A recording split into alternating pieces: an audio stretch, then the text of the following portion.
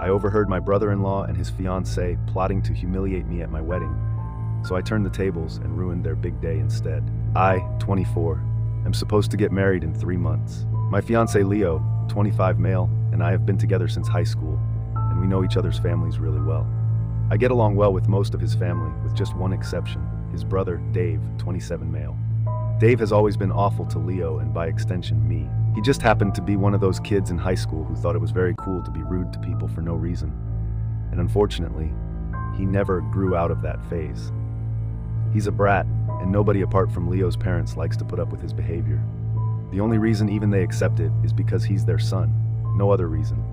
Another thing about Dave is that he couldn't hold on to his girlfriends if his life depended on it. It's obvious that the reason women don't want to be with him is because a few months in, he tends to reveal his true colors. Once they've seen that side of him, no sane woman would want to continue the relationship.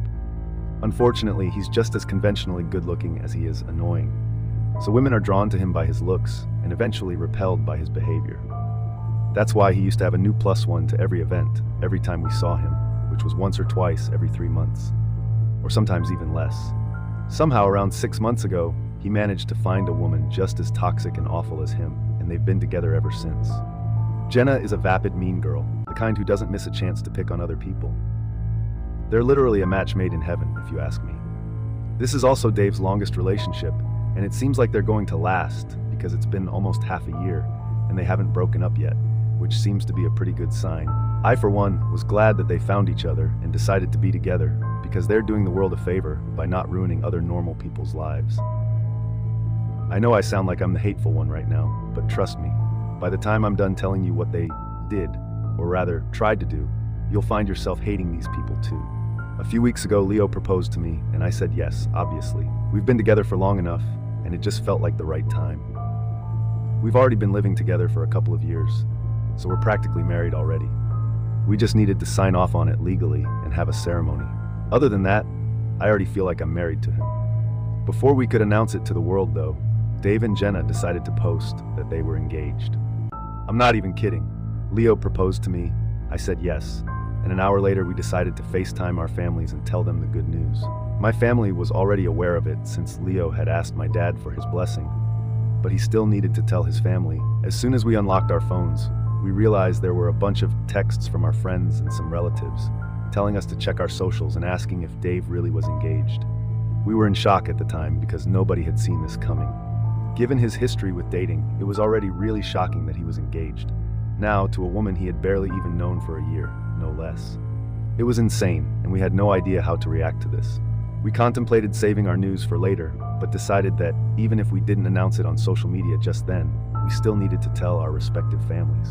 Leo called his parents and told them what had happened, and they seemed really thrilled. They also shared with us the news of Dave and Jenna's engagement, and were even talking about how chaotic but fun it would be if all of us chose to get married on the same day. If you enjoyed this video, consider liking my video. Yeah, right, not to be rude, but that was literally never going to happen. Anyway, we decided to let them have their day, and posted about our engagement a few days later. We already knew that Dave and Jenna would make a big deal out of this, and they did live up to expectations. They texted Leo to congratulate us, but made sure to include some snide remarks about how we were being inspired by them, and how it was almost as if we were trying to copy them. It was such a pathetic attempt to make us seem like the weirdos here, when in fact they were the ones who just got engaged after barely 6 months of knowing each other. Leo and I had been together for years, so our engagement news was obviously not as surprising as theirs. That's why people weren't that worked up about it. I felt kind of bad since it was almost as if they'd stolen our thunder or whatever, but I got over it soon enough because the bottom line was that we were getting married for us and not for them. I didn't need to care about what other people thought, least of all what Dave and Jenna thought of us. They were literally the most irrelevant people we knew, and no matter what, everyone knew our wedding would be the more meaningful of the two. Don't miss out on the journey to 1,000 subscribers. Hit that subscribe button now and be part of something big before everyone else. Our relationship was more meaningful than theirs. They were getting married for attention, and we were getting married because we actually loved each other. That was a fact that nobody could deny. So, a few days after our engagement, we decided to host a party at our house and invited Dave and Jenna as well. Not because we wanted them there, but because we wanted to be petty and show them that we couldn't give less of a damn.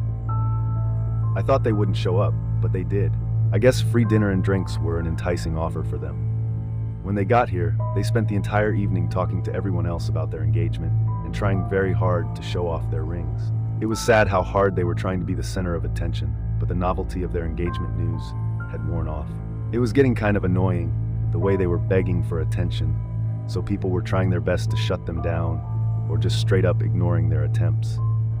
After a while, they stopped and started talking to each other instead, which was a much better alternative than whatever they were trying to do earlier. I'd had a few drinks, and my ears were feeling really heavy from the earrings I'd worn, so I went to the restroom to take them off. Our bedroom has an attached restroom, so that's where I headed. Within mere minutes of entering the restroom and shutting the door, I heard the door of the bedroom being shut. It was weird because I was sure I'd closed the bedroom door behind me. Then I started hearing voices talking rapidly about some wedding and a plan to humiliate me. I quickly realized it was Dave and Jenna, sitting in my bedroom at my engagement party, planning to humiliate me at my wedding. My blood began to boil as soon as I realized what was happening, and I had half a mind to come out and throw them out of my house. Instead, I decided to eavesdrop on them. Their plan to humiliate me at my wedding was to fool me into believing they were on good terms with me before the big day, and then ask for permission to make a speech. During the speech, they'd say what they really thought of me, and of course it wasn't going to be anything nice. They planned to play the long game, being extra sweet to me in the months leading up to the wedding. They believed my humiliation would be worth the effort in the end. And why were they doing this? To get back at us for stealing their thunder. I wish I was making this up, but unfortunately, I'm not. They genuinely believed Leo and I were stealing their spotlight by choosing to get engaged around the same time as them. Then they trash-talked me some more, while I remained hidden in the restroom, hearing every vile word they said. Eventually, after what felt like forever, though it was probably just 15 minutes, they finally left. I bet they were really pleased with themselves and their stupid plan. But it didn't matter, because I knew what they were up to, and I was determined to have the last laugh. After everyone went home that night, I sat Leo down and told him everything I had overheard. He wasn't even surprised that they'd been planning something so petty. He just seemed disgusted that they were willing to go to such lengths over something so ridiculous. Leo wanted to confront them right away, but I convinced him not to. I wanted to wait so we could humiliate them on their wedding day instead. We knew they'd get married before us, since they had been bragging about how Jenna's uncle had booked the most coveted wedding venue for them. Their wedding was scheduled for a month away, which would be a little rushed, but the venue made it worth it for them. All we had to do was wait. Their wedding invitations were sent out within a week of our party, and that's when I put my plan into action. Like I mentioned before, Dave was the kind of guy who had a girlfriend every few months, and sometimes his relationships overlapped. Now, I didn't know if these women were even aware of it, but it wasn't my place to say anything. I hardly think they would have believed me, even if I tried to warn them. But I remembered all their names, and I knew what they looked like. Thanks to social media, I was able to trace 8 of his exes. Dave never ended his relationships on good terms with his exes, which made sense because he was a douchebag. So, it was no big surprise that when I reached out to these women asking if they wanted to be a part of a plan to get back at him, every single one of them said yes. I didn't even need to convince them. They agreed quite readily and happily. Made a group with all of these women and filled them in on what they had to do. It was hilarious to watch these women talk crap about Dave like never before. I don't think I've ever laughed harder, even at professional comedians. They absolutely roasted the life out of him, and I'm sure if this chat were leaked, he'd probably never want to be seen in public again. Finally, on the day of the wedding, everything went perfectly according to plan. As soon as the ceremony was about to begin, 8 of his ex-girlfriends walked down the aisle in quick succession.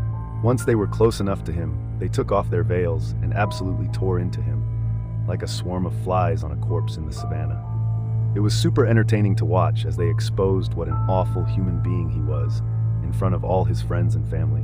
Dave stuttered and failed to find words, still trying to recover from the shock of it all. Eventually, Jenna, her parents, and Leo's parents had to intervene and break it up so they could go on with the ceremony. They threatened to call the cops, and only then did the exes finally leave, but not before giving him a final dressing down. They did get married that day, but it was a dismal affair, and nobody even cared about them anymore. The ex-girlfriends were all anyone talked about after the ceremony. Dave was trying his best to put on a brave front, while Jenna was nowhere to be seen. I guess she must have been crying in the ladies' room because when she finally joined us, her makeup was all gone and her eyes were red and puffy.